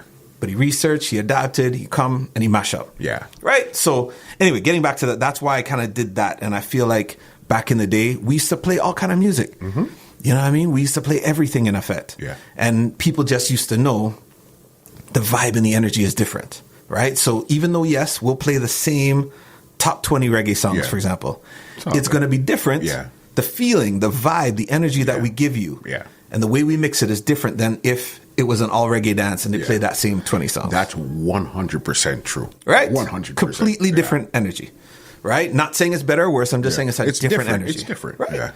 And it got to the point where some people from that world come in our world and realize that and say, yo, but they do play a little reggae and I like it. Yeah. You know what I mean? I don't want to worry about nothing. Vibes, energy's good, positive. Girls are friendly. Nobody's, too standoffish, whatever. So it became that where now I realize I have to introduce some concepts where we could mix it up a bit. Yeah. Purposely so from the jump. Because if we tell you it's Soca or Die and I end up wanting to give you a little reggae set, it kind of goes against the concept. Because that's what this was built for, the Soca or Die brand. Right. Which is probably, could we say, well, you know what, you still have Decal and Return. Would Soca or Die probably be the biggest brand, or you would probably say... Yeah, it's hard to say. I mean, I would say it's definitely huge in the sense of when you see the logo, like globally, it gets a lot more of a reaction. But, I mean, a lot of them have been stolen. Don't get me wrong. Like I've seen like Return Fet, in a lot more territories. Okay. Oh my goodness, bro. Yeah. If I only jeez. That I did not know. Yeah, especially with social media now. Yeah. Right? Like I knew of one prior. Yeah. This guy has been doing it in Bermuda and we talked about it and his thing was like he thought it was more of a like paying homage kind of thing. Like, yo, Jay, I always big you up. Like and I'm like, it's not just about bigging up. Like you took the name King. I'm not involved. We do, yeah. So you know what I mean? But there's other people who have taken it and they just look at it like I'm just doing it. Yeah. Let me run. Let me do my thing. And I'm just like, okay, here we go. You know? Yeah. So I would say those three are the top, but you're right. Like globally, because I do a Soca Die in Berlin now in Germany. Yeah. We worked on it to do it in Miami, but with the hurricane, I'm just like, this is a sign. Yeah. I'm not supposed to do for this year. At least this year. I'm not studying you guys down there. You know what I mean? You guys, and your bad weather, you stay there. Guys I good, you know? Yeah. But yeah, so those I would say are the top three, and it's just depending on who you are, because to have one event sell out for 24 or 23 years in a row, next year going on the 24th, it's hard to say that something is bigger than that. Right? It's difficult. But globally, yes, I think the name Soca or Die affects more people. Global brand opposed to a local brand. Yes. You know what I mean? The Soca or Die. Yeah. Because even that, now I've seen I'd probably say for the past 3 to 4 years, you've been traveling a lot more than you did back then. Yeah, but I think that was a conscious decision too. Okay. You know, it was one of those things where for a while, I used to look at it like dollars and cents, right? Okay. And unless you are really on a higher level, such as maybe a Private Ryan, for example, or, the Tiestos and Diplos of the world, your price home, it's difficult for a lot of people outside to pay that. Got you. Right? Yeah. So coming up, when people would reach out to me, and I would realize, but I could make more in Toronto. Yeah. And I don't have to worry about, are they going to put me in a proper place, this, that, you know what I mean? So I got to that point where I just was cool in my comfort zone. Yeah. I'm in Toronto. I'm good. I can make my money. I don't have to worry about this. And I was happy doing that. And then as you travel a little bit more, you start realizing how many more people recognize you, how many people know your brand. Yeah. People that were like, yo, I remember your shock treatment podcast when you had Soca Therapy on Flow and what happened? And I was like, what? And these are some people in some foreign places that you never... There was a German girl, like blonde, white, like straight European. Like I would assume she would have passed me straight. Yeah. Like, I wouldn't even think she would listen to Soca. And her and her boyfriend came up to me and they were like, listen, you're Dr. J, you need to take a picture because I listened to you for years on Flow. It was the only thing I could check it out. Da, da, da, da, da, da. And it blew my mind. Yeah, of course. Because I'm like, how? Yeah. You know what I mean? Yeah. How is this possible? Because you don't think to yourself. You don't know the reach. You don't know what's happening. And that's what I mean. Like, I have to big up Adisa because like some of the things he was thinking in his mindset. Yeah. I wasn't on it. I was like, all right, just put it and do it. Because I wasn't thinking that way. And recently, I realized how important it is to travel. Yeah. Right? So I started to realize, okay, it doesn't matter if I can make more playing locally in Toronto. Yeah. I might take a small hit, but I'll be away for this amount of time. And then when I come back, the event I have in Toronto will possibly get more people because I've been away. So it's a dance. Fun. Right. It's a dance. There you go. So I had to, consciously make that decision to be like, okay, instead of just being, the head here, I have to now become part of this international touring group of DJs and really make that conscious effort. Yeah. And it's not about dollars and cents where if I play in Toronto this amount of times, this is how much I would have gotten. If I'm outside and I'm missing 2 or 3 gigs, it has to add up to this. Not necessarily. It's the long tail that you're about right now. The long tail effect. Say, hey, if I go away, I might take a hit here, but when I come back home because they see me over here, they might give me back more over here. And those are fans when they come in for Caravan and all this. There you go. So it's the long tail effect. There you go. You know what I mean? There you go. And with social media, the amount of people that are following you, the amount of people that see what you're doing, that know what you're doing, it's crazy. It's insane. I seen you went to Australia for the first time. Yes, and they called me back to go back next year. Okay. Yeah, so I mean, and these are the things. If I didn't take that hit, right, who knows if they would have called back. Or the first time. You know what I mean? They might have just looked at it like, Jay's too big. We can't get him on this, so we're going to do this way instead. So they called me to go back. I'm booked out there for the first week in January. Yeah. No, right now, like 2019 is shaping up to be very, very good when it comes to the traveling side of it. Australia, Ibiza. What? They have a Soca festival Spain. in Ibiza. Yes. Yeah, I think that's in May. They just contacted me too. So a lot of these things, come together, and it's the power of social media. The fact that people can reach out to you directly. They like what you do. Yeah. They see what you've accomplished. They like the vibe, whether it's mixes online, the ideas with the events, and they're like, I want this as part of our branding, our event. And it works out. That's amazing. Because I know it was Australia, Dubai, where else did I see you? Germany. Yeah. All over the States. It was everywhere. And as I said, lately, it's really, as in the past 3 years, I really seen Jay really spread his wings and say, I'm going for it. Yeah. And I think too, the power of social media again, I'm a lot more active and showing those experiences as opposed to, all right, I'm just going to do it. Yeah, you put up a flyer here, I come home and nah. Yeah. You have to invest in the videographer, contact somebody out there, capture this, capture that. Or, do what some guys do and just bring your own camera and you capture your stuff and edit it and learn that side of it. You know what I mean? And that was very important for me because we did that in Australia. Yeah. Where we found somebody down there and we did a couple of the touristy things because the scene there is small. At the end of the day, it's like a couple hundred people. Yeah, it's still growing. Yeah. So it's that event on its own could not fly me out there. And you know what I mean? But it's like, you know what? For this opportunity. Experience. And I'm getting paid to go there and play, so I don't have to buy my ticket. Come on. Book me out there 10 more times, please. You know what I mean? Let's make it happen, right? Even if I take a small L, I'm still going to Australia, right? So now I will finance you know, going to these events, you know, going to the local zoo, going here, trying this food, whatever, paying a videographer out of my own pocket. Yeah. Let's record this, chop it up, put it on IG. So now somebody like you will see it, as opposed to if you happen not to be online that week that saw, because the flyer may not look like. Exactly. Right? And you would have just skimmed past it and been like, oh, he's playing at this club, Jamaica House. Okay, cool. I don't know what that is.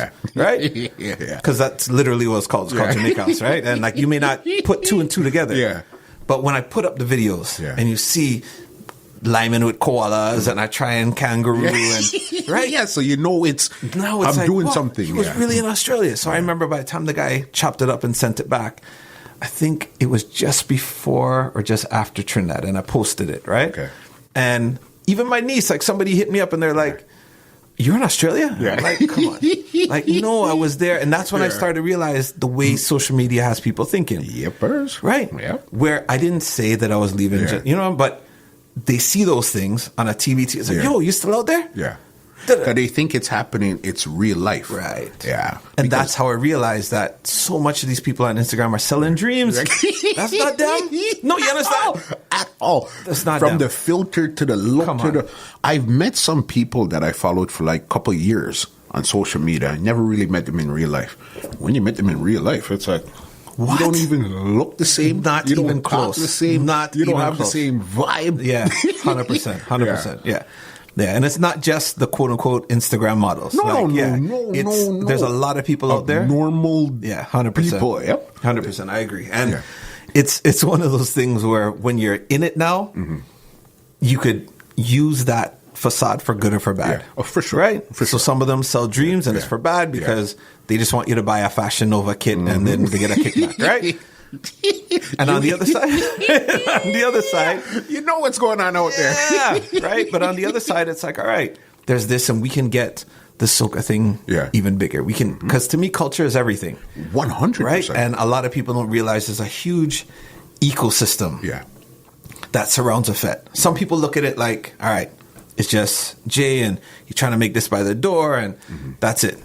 Right? And they don't realize how many other people are affected. That's why even when this last thing happened with Carnival Kingdom and Big People Fete getting canceled, it wasn't so much my financial hit that affected me, right? It's the people that I know, just as a small example, bought X amount of chicken because they knew they were selling. Get it. Right? And people weren't thinking about that. And that is what really hurt me because I felt like I let them down. You know what I mean? And these people are hustling week to week.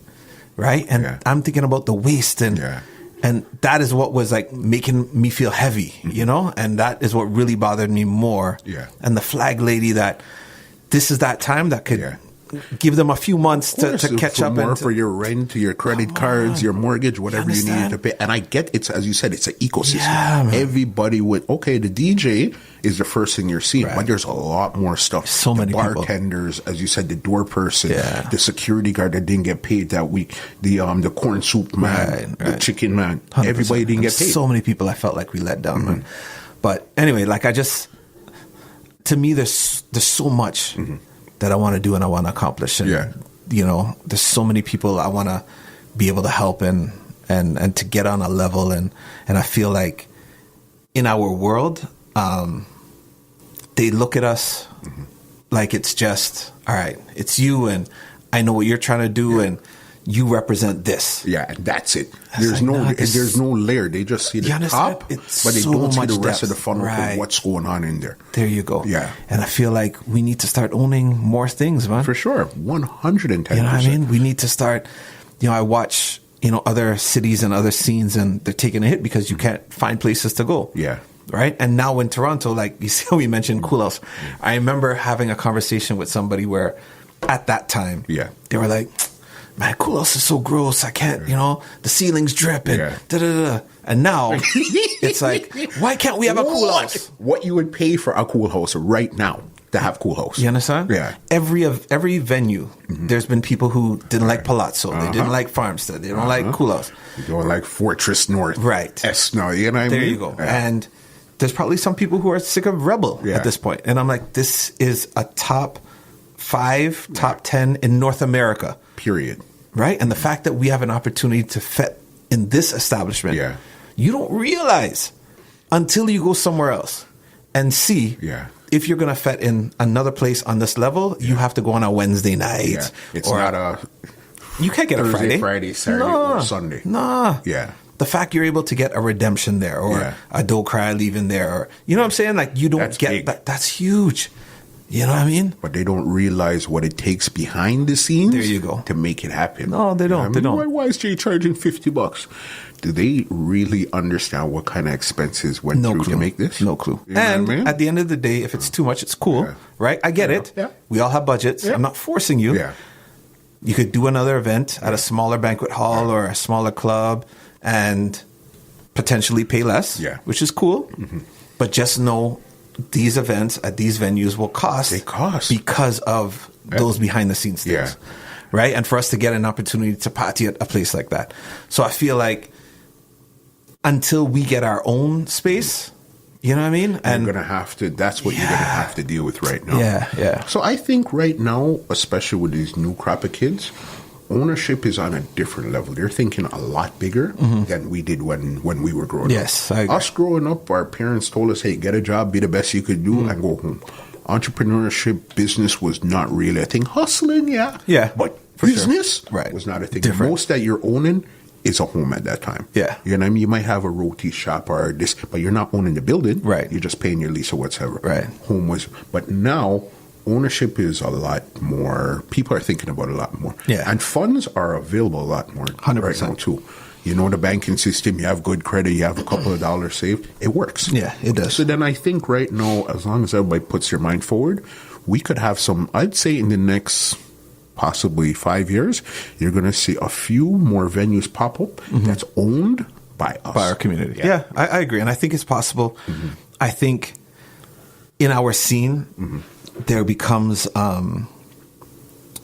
you see how you mentioned we had that hustling mentality, right? Everything was about work. Yeah. Right? We had to put in the work. We had to get our hands dirty. Yeah.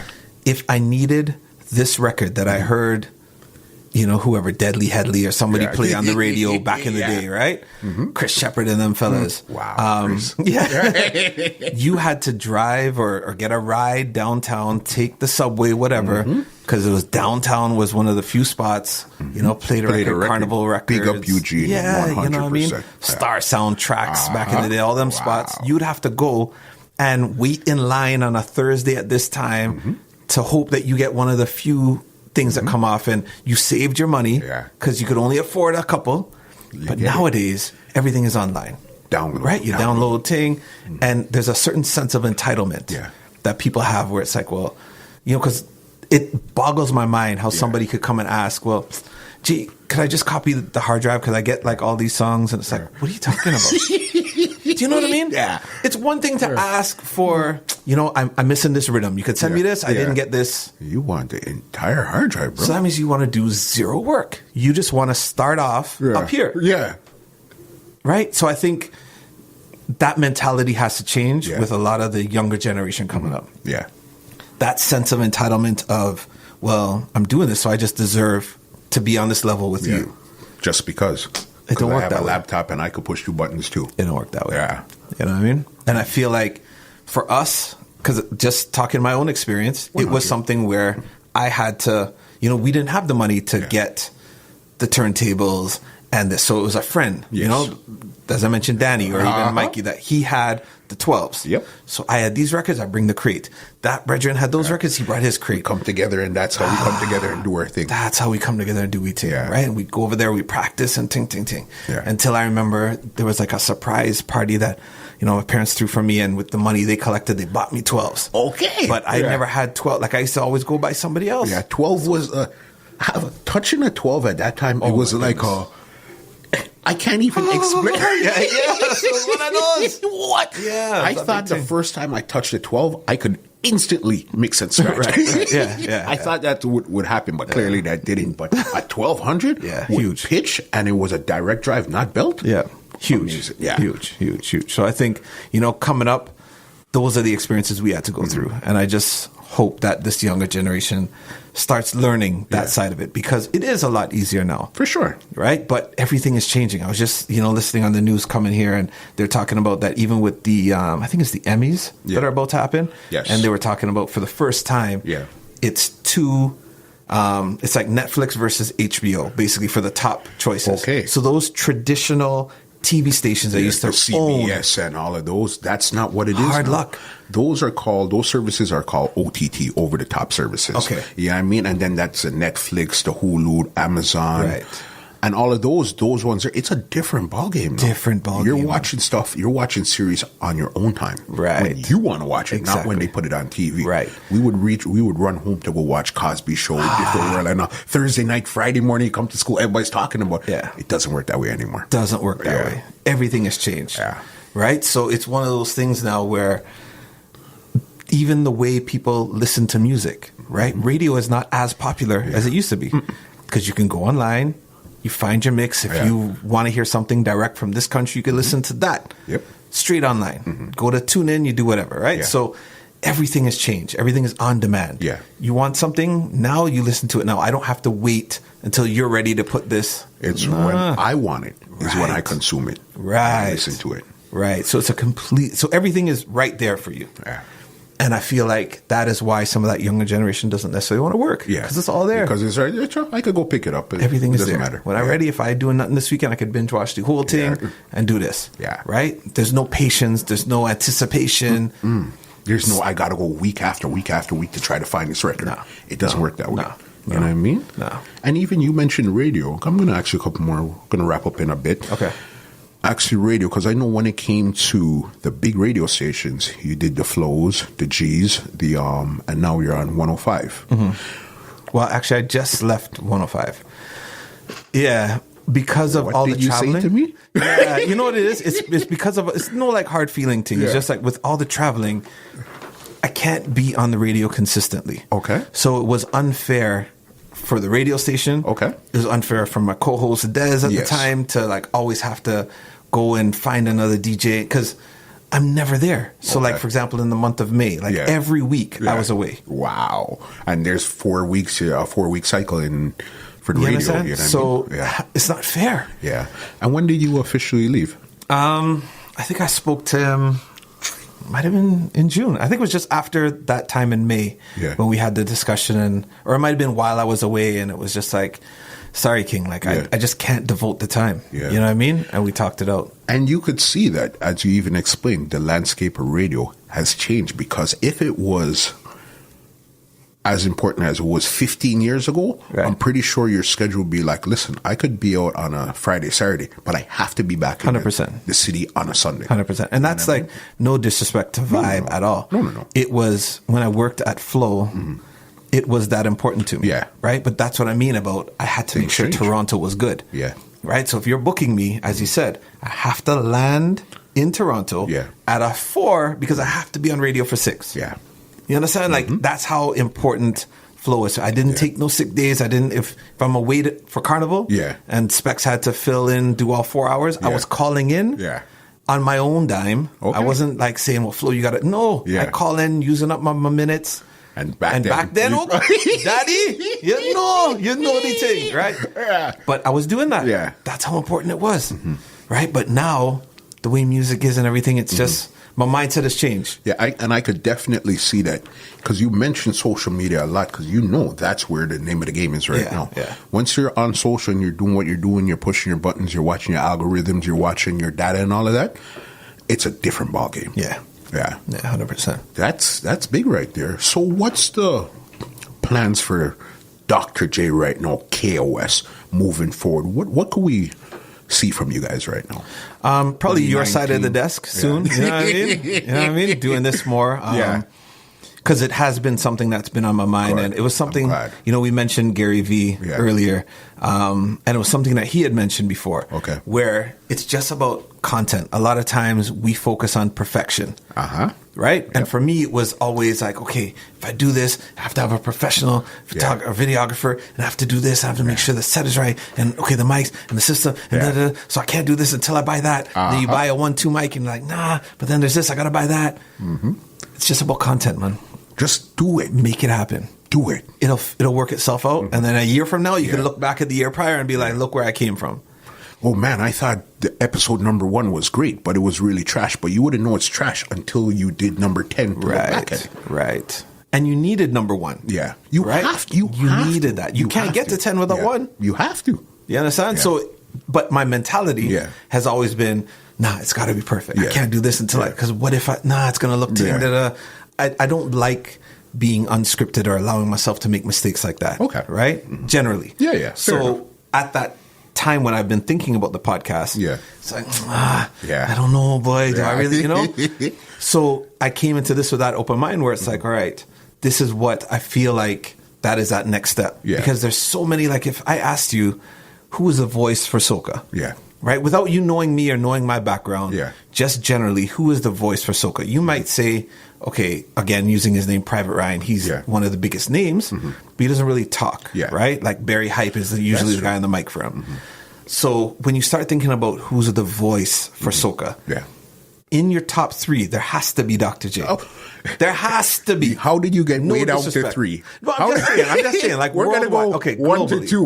Globally, right? Yeah. Somebody in Australia or England probably has their favorite local guys or whoever, right? Yeah. But it has to be somewhere in that mix. On a big scale. I have to be. Yeah. I have to be. And that's no kind of like boost. No, I'm not trying to say it in a conceited way. I understand what you're saying. Yeah. 100%. You know what I mean? And the only way to continue to be there is to continue to put out content. Right. And stay relevant. Right. Because I'm up there. Yeah. I'm that name without putting out the content. So imagine what happens once you light that fire. I have to. What? That's the next step. Remember, we're going to go back quick 1 second. You had Cardi B at Soca or Die last year.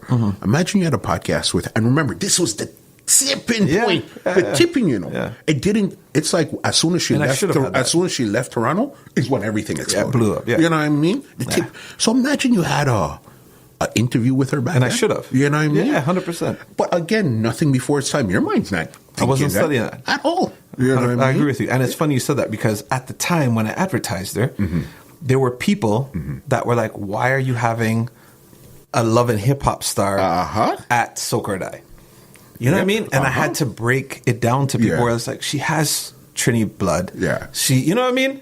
But some people didn't see that. Yeah. And it's like, it's Caravana. People, but I just see her on this and that don't make no sense. Strategic. That move, even if it was only you and your crew that could understand what that move was an amazing move. Yeah. You know what I mean? That move was smart. I appreciate that. But there's even DJs, right? Yeah. Who asked me, why would you do that? Yeah. That don't make no sense. No, it was risky. That was a risky And when move. it was done, Jay, I can't believe it. How you come up with that? Right? Yeah. It's part of what we do. Like sometimes we hit, sometimes we miss. Yeah. It's part of the thing, but you have to take that risk. That was a smart. That put Soca or Die to a completely different level. Yeah, because it was on Shade Room and all kind of thing. And, it was funny, like some of the videos, and it's just timing, you know what I mean? In the background, you're seeing Cardi dance and you hear I in the background and somebody on that page is like, yo, that's Dr. J. But, you know? So you get tagged and you look, it's like, holy smokes, how did I get all the way over? Yeah. It's amazing how things happen nowadays. Yeah. It's true. I mean? It's true. Where do you see Soca going right now in the direction of Soca right now? Honestly, I think it's twofold. Like, I think there's no stopping it. For sure. At the end of the day, sky's the limit. For sure. Right? I can't speak for the artist because I don't know. I remember there was a song that came out years ago from General Grant, and where he said, we're taking Soca to the Billboard charts. Yeah. Right? That was his vision. Yeah. I want to win a Grammy. And I'm sure there are some people that's what they want to do. For sure. For me, though, I just really want people to take Soca serious. 100%. Right? Whether or not that comes in the form of a Grammy or not, whether or not it comes in, the form of it being the best song, in a movie soundtrack. To me, I want our community to take it serious. Because what is happening is there's no money behind it. Yeah. The streaming numbers aren't up. The artists are just putting it up on a YouTube channel that doesn't belong to them. Yeah. So somebody else is getting all the clicks, but because then their own stuff. all of how you make money on the YouTubes and stuff. You understand? Like that. Yeah. So somebody else is taking that, running with it, and the artists themselves are suffering. Yeah. So they're not giving it to the proper streaming. So when I see something released, I'm like, all right, let me check Apple Music now or Spotify or whatever it is. It's not on there. Nope. A month later, they're like, oh yeah, it's up there, but the thing already gone. You understand? Yeah. So for me, I really just want people to start taking it more serious. Yeah. I want to get more into the production. I want to get more into the podcasting, as I mentioned, because I think there's so many gems of advice, and that, again, being, I guess, who I am and what I do, having that opportunity to talk to a soca artist, they might open up a little bit more compared to somebody else. Because it's different. You have that rapport with them. Right. Yeah. You know, and just being able to have that talk, and who knows, and I could learn stuff too. You know how many stuff I learned with you sitting down today? Seriously. You know how many stuff I learned? Nah, don't think No, there's a lot. You always learn something with every guest you speak to. Really? There's always something you're going to learn. Okay. You live your life every day. I'm not in your life every day. I see what you put up on Instagram. I see whatever, hear whatever somebody's saying, see a flyer. But that's the extent. What you've really lived, that's a different ballgame. Right. You know what I mean? Right. Yeah, man. Yeah, so I think for me, it's I think that's the next step, is to get people to take it more serious on that business tip, and just start thinking outside of the box where, okay, we have the events. That's good. Yeah. I'm not going to stop that. Yeah.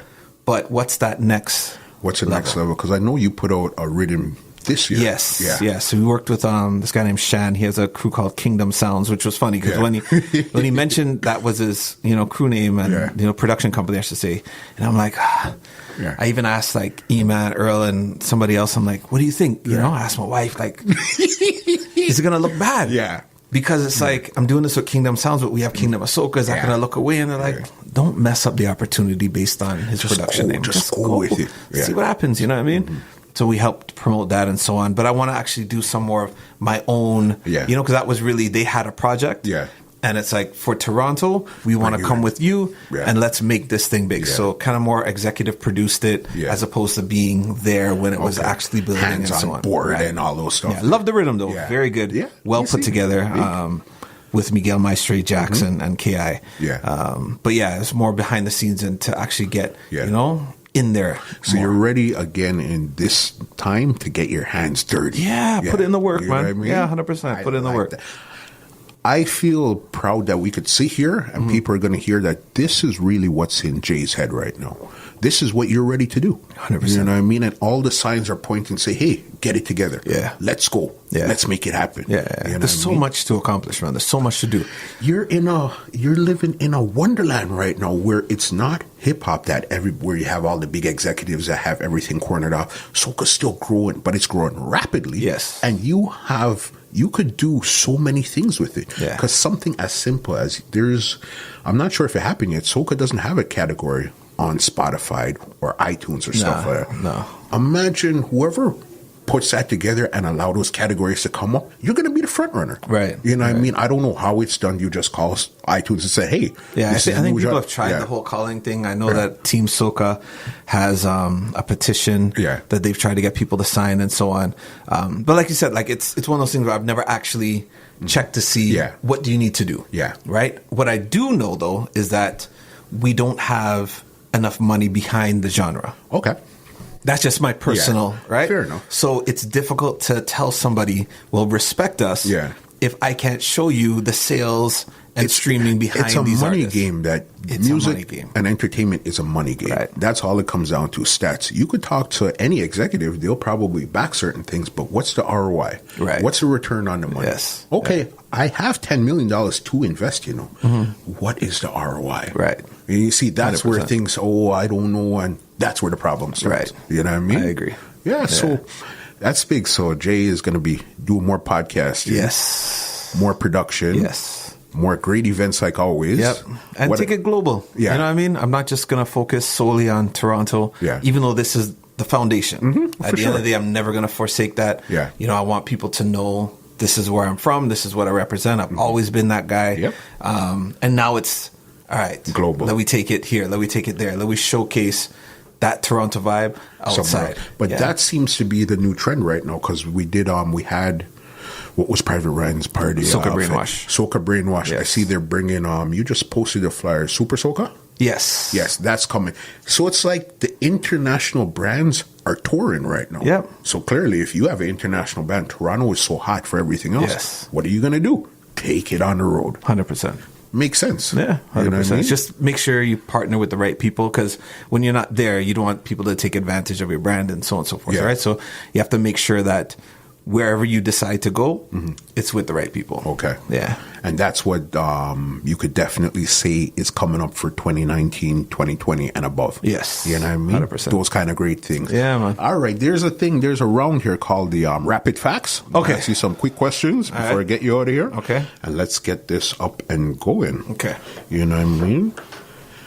Something like this right here would be, the first question is, if you weren't DJing, what would your hobby be?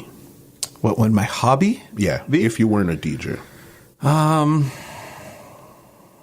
See, I think the hobby would be DJing. I think like right now, DJing isn't a hobby. This is my life. Yeah, we know this. You understand? You know what So I mean? yeah, I don't know if I ever really considered this as a hobby, but I think I love music so much that if I wasn't Dr. J and, DJing for my living right now, I think DJing would be my hobby. I think playing music and having that in the home, that would be my hobby. That would be your hobby. Yeah, collecting music and so on, yeah. Okay, as a kid growing up, what did you want to be when you got older? Let me think. As a little kid, I know like in high school, I thought I would have become a teacher. Okay. Yeah, I thought that would have been the foray, but I think as like a younger kid, it's like the typical fireman. Yeah. You know what I mean? Them kind of vibes. There's like, nothing too crazy. I can't think of anything crazy. Space, astronaut, that kind of vibe, but I don't think there's anything that I could think of. Too crazy like too that. Crazy, yeah. Okay, what's the wallpaper on your phone right now? Let me see. This was my son and the wife. We were out at this place called Fern, which is in Aurelia. Okay. Right? So just after Toronto Carnival, we went out there and, spent time with the grandmother-in-law and just, enjoyed it. And I was, they were on a paddle boat and I took a picture of them doing that. Okay. So that's the wallpaper right now. Okay, if you had to eat one for the rest of your life and not eat the other one for the rest of your life, which one would you choose? Bacon shark or doubles? Good question, boy. That's a good question. See, it depends who making it. Yeah. You know what I mean? It depends who making it, because some people could really mash up a doubles. Yeah. So if I had to pick one over the other, I could probably do with the bacon shark that I would eat and the doubles not eat. But if it's like the right place, you could flip that easy. 100%. Yeah. But there's some people, especially like chana and curry, you can't eat that from everybody. You know this. So I don't know if I would want to take a run belly for the rest of my life. So I think I would, I think I would leave all the doubles. Yeah. I go into bacon shark. Yeah. I got you, brother. Okay, what was the last thing you Googled? What was the last thing I Googled? I think it was trips to Ibiza. Okay. I think that was the last thing I Googled. That was the last thing. Because I just got that link today, and I think I was checking out some of the flights and, working that out. Okay. Are you a cooker or a cleaner? Which one do you prefer? Neither is really my forte. No. If I had to pick one, like I don't mind cooking. Yeah. But I think, you know what it is? It's the prep, like cleaning chicken and thing. But I do enjoy cooking. I do like it. And I'm definitely more of like a hoarder, so it's hard for me to clean, like see the cluttering, and you know how it is, like there's something that afterwards you think to yourself, why did I throw that away? You know what I mean? Look, everybody wearing them kind of jeans now. Listen, why I'm dying with laugh, I just did a podcast with my wife Friday, and she said the exact same thing about me. She said, you're such a hoarder, but I think the same way. Why throw it away? I know as soon as you throw it away, the next day you're gonna need it. Yes. Talk the things. Yes, it's true. That's you. You have to really know what you like and what you don't like. Yeah. You know what I mean, okay, what's a song playing in your car right now? Actually, on the way here, I was listening to Neutron's album. Yes. His latest album. So I think it was Calypso was the song, and he actually mentioned Soca or Die in it. Oh, but it's like the full album, so I just had it on like shuffle coming up. But when I came out of the car, that was the song that was playing. Okay, big him up right there. Yeah, big up Neutron, GBM. All right. Do you prefer power soca or groovy soca, and why? At my age, groovy soca. Boy. Like, I can handle power soca in doses, right? Yeah. But yeah, after like some of the energy and the pace, when you're carrying on, it gets to a point in which like I'm just like, whoo, nah, boy, I need some more Fiji water here, boy. I'm feeling tired. But no, I like the vibe in the groovy, and I find now there's so much more actual music going in it, and I just like I really enjoy it. You know, that's why I say like I could drive. You know, I listen to it all the time. I could just drive with it. So many different emotions come out of the music from all the islands. You know, it's not just one specific artist. It's just everybody. It's coming. So right now it's, groovy. But there's a time where you need some power to jam, right? You need some jam. And then it's, You know that. There's time and place. Yes, time and place. But when you're relaxing, definitely groovy is your thing. Yeah, groovy's my thing. All right. Who's the last person you called or text? Probably you, to find out how to come up to this place here. Yeah, I think you were the last one. All right. Where was the last place you've been on vacation? Vacation would have been, as I just mentioned, that the resort called Fern. It's like a cottage kind of vibe. And it's funny, I'd never realized there was something so close. Mm-hmm. You know, growing up, I never went to cottages and that kind of vibe. That wasn't part of my life, right? At all. So when we had this opportunity, I was like, all right, let me come and join you guys and see what this is like. And, you know, my son is doing the fly fishing, and like I never grew up with that. So it was kind of cool to do that. And it's not too far. You know what I mean? From out here in the east, it's like an hour drive. That's down the road. Down the road. Yeah. Like I do more than that when I had to go Brampton and pick up tickets and thing. You know what I mean? You understand. You know what I mean? You get it. All right. What is your favorite song of all times? Good question. Of all time, it might be... The ones that stick out in my mind, Sugar Boom Boom, Lord Kitchener. Yeah, that was one of those songs that, you know, coming up as you play it, people knew that was like my signature. And, you know, you just hear that from the beginning. So that was definitely a big one. Lorraine. Yeah. You know, simply because that births one of the biggest brands that I have, Don't Cry Leaving. Okay. And that was a song like I could listen to over and over and over. And I just love that vibe of... Yeah, boy, this is how you feel. And leaving the cold to go Trinidad for Carnival. You know what I mean? All right. Next big one here. Marshall or Bungee, and why? Here we go. Look at Bacchanal. You want to start here today. Look at Bacchanal. Oh, Jesus. That's why I said and why.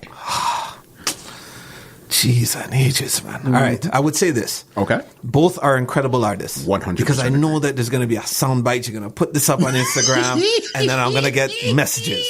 Why you pick this one over that one, right? But for me personally, as I said, both are incredible artists. I've worked with both of them, hired both for events.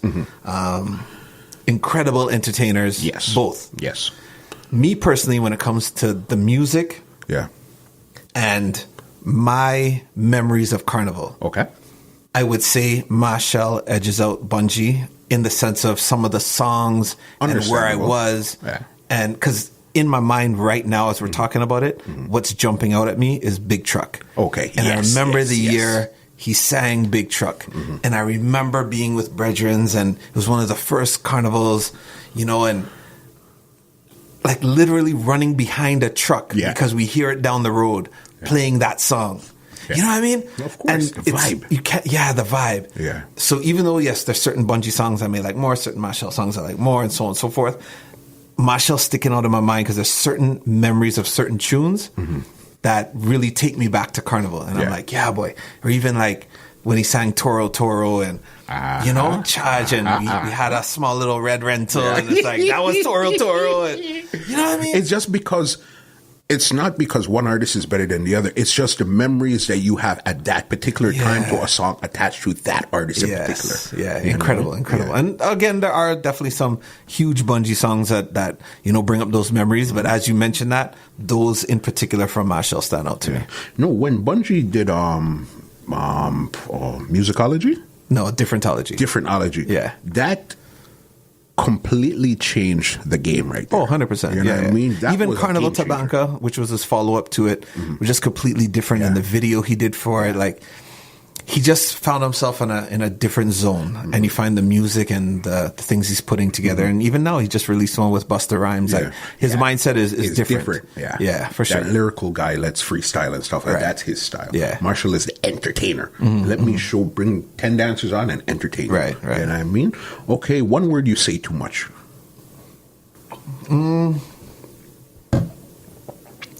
I know I strips too much. I know I do that. Like, I do that too much. Because at home, my son, he says, we have to have a strip. Because we used to have this thing where, like, if you say this too much, we have a thing jar and you have to put money in it to, So he's like, Dad, we have to have a strips jar. Because I would, like, say something, Daddy, you strips, put money in the strips jar. So, I definitely strips too much. Yeah, I had to stop that, Okay. I'm pretty sure your jar is full right now. Are you a early bird or a late owl? It's a good question. I think being a DJ, we're generally late owls, right? I've tried very hard because with all the research on what sleep does for you, you know what I mean? Yeah. It's very important that as we get older, we start taking care of our bodies. And that's why even, for example, for me, the way the whole Fiji thing came on board was I told myself, all right, you know what? I have to give up alcohol for a year. I remember seeing that post. Right? A lot of people didn't think it was going to be for real. People thought it was an April Fool's joke in December. They're like, no way, Jay, you just drink too much. And it's like, well, that's the reason why, right? I need to reset the body. I need to, because with all the traveling, with all the late nights, why are we doing this to ourselves? It gets to you It after gets a while. to you. You know what I mean? So it's one of those things where I needed just to give my body that break. Yeah. Right? So I, start eating better. You're buying more organic stuff, not eating out as often, doing that stuff at home. And I've tried, especially during the week, to go to bed earlier so I could be up earlier because again, it's unfair to your better half. I'm sure you know how this is too. 100%. She has to wake up. She's getting ready for work. She has to get the stuff ready for my son. Walk him to the bus. It's not fair. While you're still in the bed, I'm tired from night before. Come on. It's not fair, right? Yeah. So I do my best to get up at that hour no matter what. Yeah. Help out with him, be present, walk him, come back. So even if you happen to hit that like midday crash where you want to sleep at noon or whatever, it is what it is. But I try my best to go to bed early so I could wake up early. And be productive. So I could be productive throughout the day. Yeah. And then the weekend, I know things switch, change up, sleep in a little later. But during the week, I try to be that early riser and be more productive during the day. All right. We mentioned social media a couple of times. Which one do you prefer? Instagram or Facebook, and why?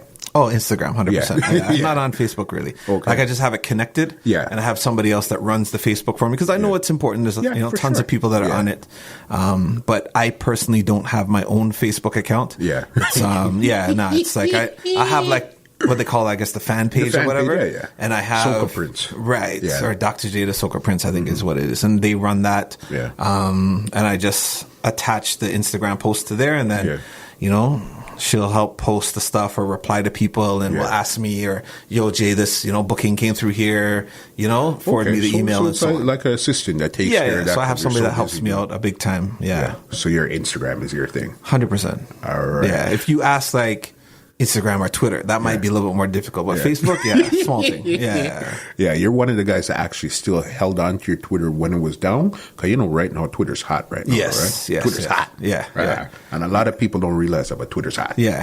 A lot of people are very active on Twitter, especially that younger generation. Yep, extremely. Yeah. All right, before we get out of here, leave them with one thing that they should know about Dr. J, or you want to tell them something. The floor is yours right now.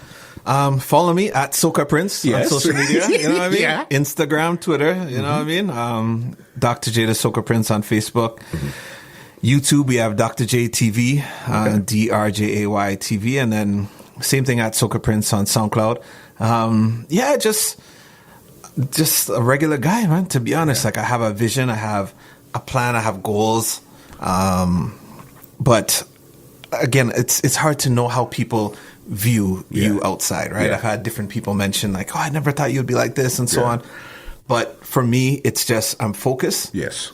I have to big up a lot of people who, inspire me, globally. You know, there's a team called Hoi Pong. It's funny when I saw the Stay Humble, Hustle Hard, they have a graphic that they do with that, right? Yeah. And they make hats and so on, and they do like this stuff here. I probably see the Hoi Pong signature and stuff. Yeah. So I have to big them up, and the whole team of DJs and artists that they have involved. There's just so many people that you draw vibes from and inspiration 100%, from, right? 100%. And for me, I want to be that for somebody. Yeah. You know, for a group of people, for a lot. And it's not just within the entertainment industry. Yeah. I want people to be able to look and say, well, you know, whether it's in their accounting field, I could do this and take this leap and run my own firm and take this to the highest level. Yeah. Because there's nobody doing it this way. Yeah. You know, it's not necessarily just about, you know, taking it literal and being, okay, another Dr. J. Yeah. We don't need another Dr. J. No, we need you to be you in your own lane, in your own zone, which could surpass what I've done.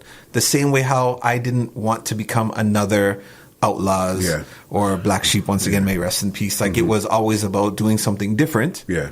And in time, it could have surpassed, and some people's vision is not as good, whatever it is. But you do what you got to do, and you stay focused on that, and you don't study everything else. So I think that is what I leave for everybody else, is just do you, man. Yeah, do you. Do you to the best of your ability, and it'll come. Yeah. What's for you is for you. Yeah, 100%. You know, I tell people that all the time. Like, a lot of times, it's fun. I had that, you know, interaction with somebody recently where, you know, in their mind, it's like you're bad-minding them. Yeah. But you don't think that that's what is happening. You probably don't even see them. You don't see it, but certain business decisions or things that you've done could be perceived that way. Yeah. Right? And you kind of have to look at, okay, I could see where this is coming from. I can't see where that's coming from. But at the same time, you yourself, and for me, I've had to learn that the hard way, where I have to do what I have to do. Somebody else is going to do what they're going to do, and that could affect me and make me not reach this. Well, I go around the corner and I do it this way then. Regardless, and I'm going to reach where I have to reach. You got to do what you got to do. I got to do what I got to do, right? And I can't let somebody else's, you know, movements or thing distract me or detract me from doing what I got to do. So what's for you is for you. It may not happen as soon as you want it to happen, because, as you said, within the past few years, I've been traveling more. Yeah. I'm not 21 years old. Nope. Right? But there's a 22-year-old or 23-year-old listening to this saying, how come I'm not traveling like Dr. J? You realize how much work I've put in to get here? Right? Like, to have one event be the 24th annual in 2019. That's insane. So you realize the big 2020, that means it's going to be 25. So then that's a super extra celebration. You understand? And on top of that now, I didn't now start to DJ and created Don't Cry Leave. If you understand what I mean. So, of course, 100. Now you have to understand that you've been playing or DJing for how long before you realize, let me try to do my own event. And then to be consistent every single year. That's, you know what I mean? It takes a lot. I wasn't only DJing for 23, you know, like that. This is what I'm trying to get across. And that is why when people look at the success, or they'll see certain experiences and be like, well, how come I can't get a gig in Australia? Put in 10 years, 12, 15, and you'll get there. Eventually. You know what I mean? But it took me well more than 10, 15, right? It took me almost 30 of being that person who's been out there playing for you to realize in Australia, let's give this guy a shot. That's amazing. You understand? So now the way things move, because the way technology is, everything is faster. So yes, you're right. What took me 30 could take you only 15. It may take the next guy 5. It may take somebody 2. They just cracked the code and figured out what works for them. There you go. It took me that long because I didn't know. Right? But somebody else, as you said, could crack that code and get it faster, but don't measure your success based on that. Because what you may end up doing is something completely different in a faster zone that I, in my state, might look at and say, wow, boy. Everybody has a different mind. Everybody has a different mind. So that is why what is for you, right? Don't try to be another J. Do you, because you're doing yourself a disservice, because you could never be another Dr. J. Be you. Do what you do, and you could surpass. You could become my peer. You could become, you know, somebody that inspires me and all. So whoever's listening, you'd never know. You never know. Look at John Tory and Rob Ford. Listen. Tory. You know what's funny? It's like, and the problem with Ford now, again, I don't want to sidetrack too much. No, we're talking. But man to man, right? Yeah. This is what I said about even with KOS back then. It's like sometimes you're not looking at the bigger picture because you have your ego. Yeah. And you're studying. I'm going to show these guys. I'm going to prove a point. Right? Yep. I tried to race against you. Yeah. You beat me. I don't know, again, what happened behind the scenes. Right? But clearly stuff was going on behind the scenes. There was something. Right? Yeah. You've been digging horrors with Toronto for a while because of your brother and all the back and forth, and you try to push me out. So now I come from Ontario. I win that. So I come now, and I'm going to put my foot on your neck and say, yo, Toronto. Yeah, I'm going to prove a point. We slashing this. Yeah. Oh, it's not fair? Yeah. I'm going to use a notwithstanding clause. See what's Nobody's not fair now. Ever used. Yeah. Right? Because of the ego, King.